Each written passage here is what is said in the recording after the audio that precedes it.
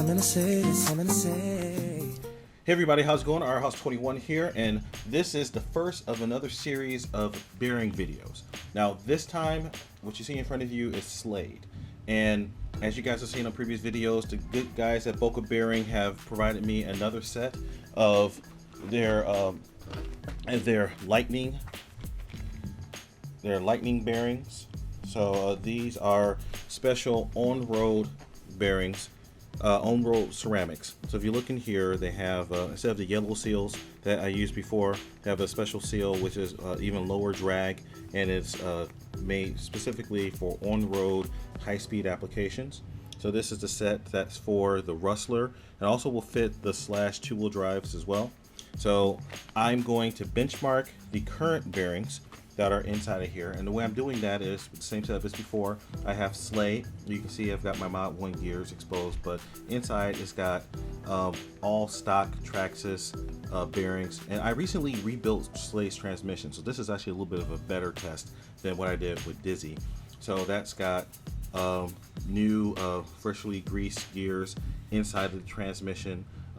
Everything good. So this is about as optimal or as good as it gets for what you can expect for a fairly low loss stock transmission system.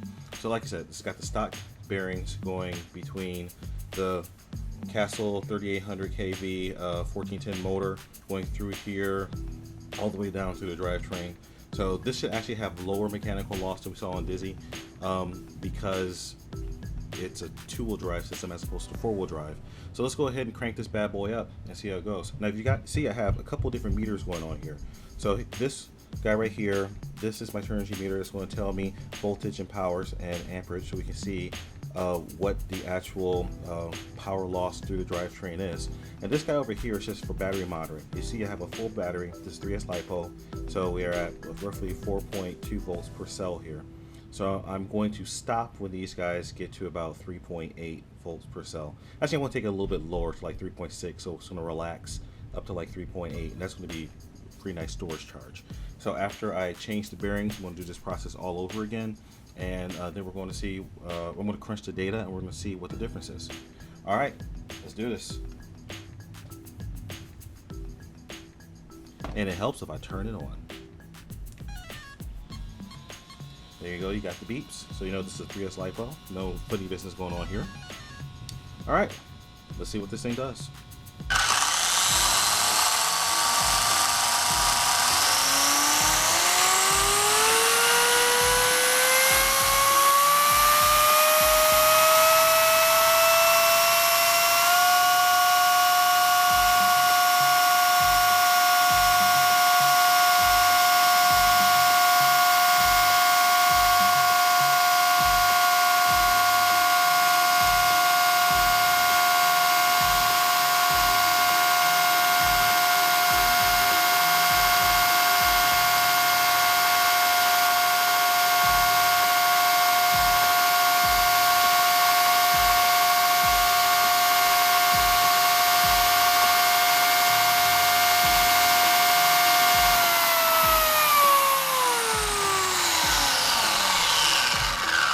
Yeah, just gonna stop and check some voltage. I'm gonna check the temperatures. It's tough to get an ESC temperature, but okay. So ESC is at 76, so that's ambient. Okay, the spur gear is at 146 degrees. The pinion gear is at 142 degrees. Let me just double check that measurement.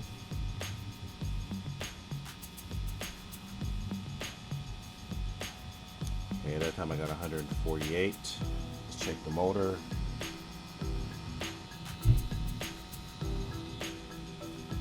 Okay, the motor is just at 104 degrees. So we're doing pretty nice. And voltage has only dropped down slightly. All right, so let's ramp this back up.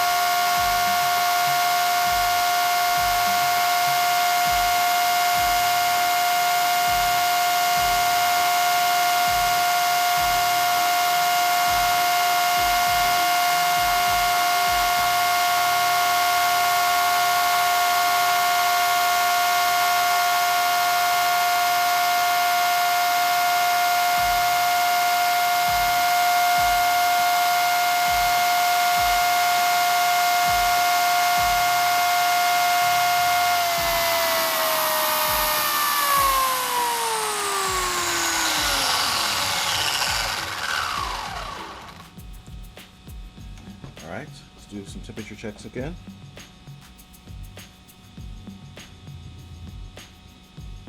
Okay, it looks like we're getting pretty stable. I'm still sitting at 146 for this pinion gear.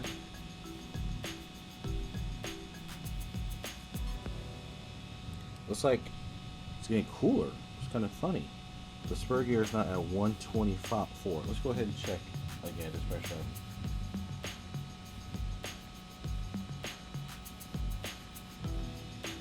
Okay, so I actually checked up on the surface, and that's 145, 143.5, I should say. Let me double check this one more time here.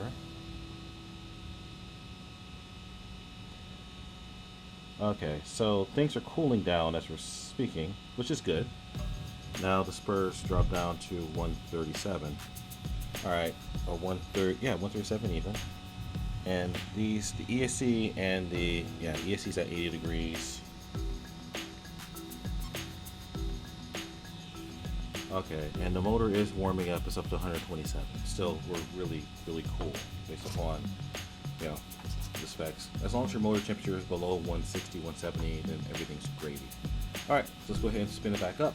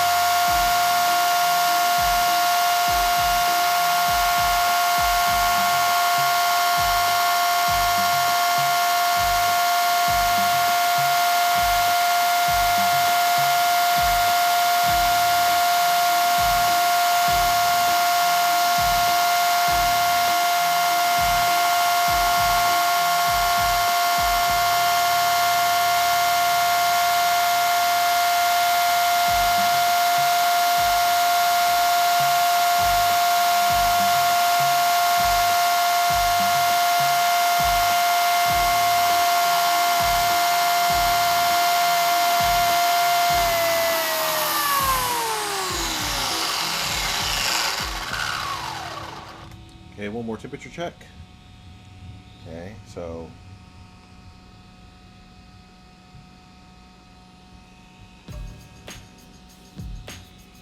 alright, so the motor is warming up. The motor's up to 144.5 degrees.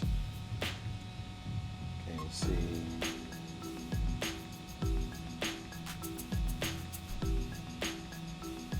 The pinion is at 140.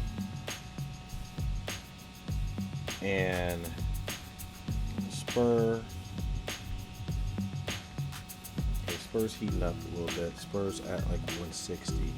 Now that's still a lot cooler than the gears were when I was doing the test for Disney. So that actually kind of makes sense.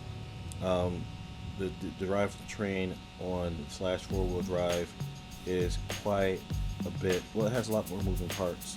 So it's going to take up, you know, it's going to cause a lot more friction. Look at that last measurement of 150. I mean, things are obviously cooling down right now since this stopped running. So it's back to 140. So let's go ahead and get an ESC temperature. It's probably going to be nothing. Yeah, still 80 degrees. I mean, it's only pushing 200 watts, 20 amps. So the ESC is not really doing anything. I'll check the battery just for the heck of it. Battery's at 83 degrees. So it's not even, it doesn't even feel warm to the touch. So just slightly over ambient. All right, so let's go ahead, and this should be the last pull, and that should take it down to, as you can see over here, we're sitting at, say 11.9 volts total, 3.96, 3.96, and 3.95. So this SMC battery is very consistent so far. porous drain, and I expect that. They make good stuff. All right, so I'll take it down. This last pull, I'll take it to about 3.7 per cell indicating, and that's going to probably relax up to just a little bit over 3.8, which is pretty much ideal storage voltage.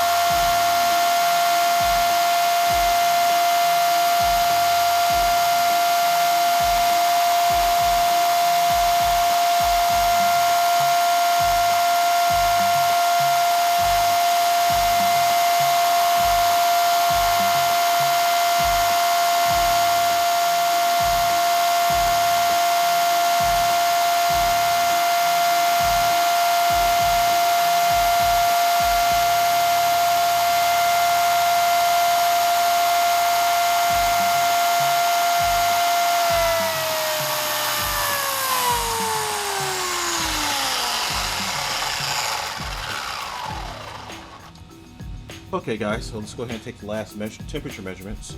So battery 85 degrees, ESC 78 degrees. The ESC got colder. Let's double check. Try another pot. Yeah, 78 degrees. Okay, the pinion's at 143.5 degrees. The spur is at 127. Okay, let's try that again. 131. Okay. You know what? Okay, 141. Okay. So, you know what? That's actually kind of makes sense because the slipper clutch has cooling fins built into the back of it. So, that should be trying to keep the spur gear a little bit cooler. Alright, and now, and the motor is at 167 degrees. Okay, so the motor is getting warm, but that was a long sustained pull. So, all right, so I'm just going to let this thing sit for a few minutes to let the cooling fan cool the motor down a little bit so that it's safe to handle. And then I'm going to tear this guy apart and then do a complete bearing swap. So just to show everybody what's involved, again, this bulk kit contains 15 bearings. So that's, okay, there's 2 per corner here, so an inner and outer. So that is 8 bearings. So then that leaves, all the bearings that have to go inside the differential, well, inside the transmission, I should say. So, so it should be a pretty straightforward process. So, like I said, give me a few minutes, and then I'll go ahead and start tearing this guy apart. All right, our House 21 signing out. I hope. Well, like I said, this is the benchmark. So I'm going to go ahead and charge this battery pack back up. I'm going to do, so what you're going to see all together are my instructional tutorial videos for how to do the front end, the back end, and the transmission. So that's going to be 3 separate videos. And then after I pull it back together, so I may just go ahead and just put the reassembly process as a separate video, or I may not. It all depends on how it is up. And then I'm going to do a break-in run, as I did last time, and that's going to be with my Venom battery, which is a little bit less of a C rating, so that's going to limit the amount of power that goes through the system. And then we're going to do a final run with the SMC, the same SMC battery, basically repeating this. So there's going to be a lot of videos in this series, same as with the Slash 4x4, but I hope you guys find it useful, instructional, and informational. All right, you guys, always remember the mantra: fly, fix, slide, break it, fix it, do it all over again. Remember to like, comment, and subscribe. Be able to check me out on Facebook, Instagram, I'm even on Twitter, all the other social media aspects. So remember to like, comment, subscribe. Let me know what you guys think. And our House 21 signing out. Peace.